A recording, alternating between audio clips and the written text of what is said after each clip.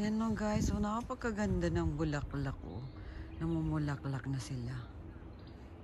Dito, ayan, wala pa masyado. Ayan no. Sa garden ko po yan ha. Oh. Tingnan nyo. Ganda-ganda ng panahon ngayon.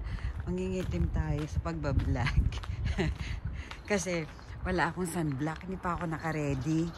Lumabas na ako kasi may araw pa. Oh. Punta natin yung aking flowers. Baka mahulog tayo. Oh, ganda diba? Oh. My spring garden. Oh. Oh, kita nyo yan. So, yan, no, namumulaklak na. May tubo-tubo na sila, oh. Oh. May mga ibon na naman. Siya. Oh, siyan, oh. Oh.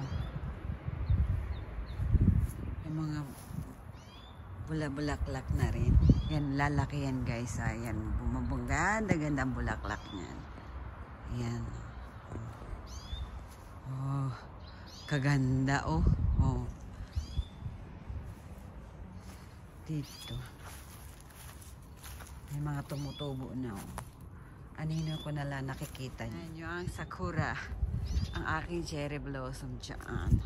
Oo. Ang araw ngayon ay April 23. Oh, 23. 2024. Oh, napakaganda, oh. Wala.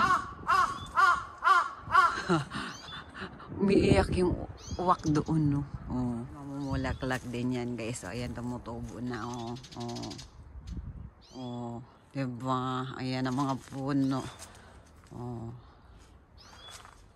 Pag rest day ko, nandito lang tayo sa garden muni-muni. Kasi hindi ako magpapakita kasi wala pa akong kaayos-ayos at naglabada ako.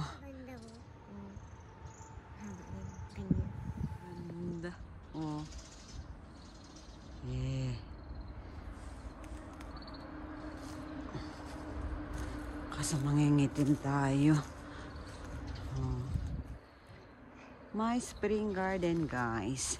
Hindi pa masyadong maayos, ha. Pasensya na kayo. Medyo madumi pa. Hindi pa naliligpit. Oh. Pero may bulaklak na kasi kaya na-excite na akong lumabas. Ayan na dito. Dami maliliit, oh. Oh. Ayan. Yung aking balay andun na. Oh. Balay daw eh. My house. Tingnan mo.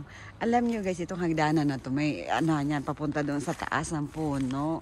Kasi nga, yung nakaraan dyan, nag-aanohan na yung puno dyan. Pinutol ni Podra. Oh, kaya meron siyang hagdan. O, diba? Hardinero yun. Charot.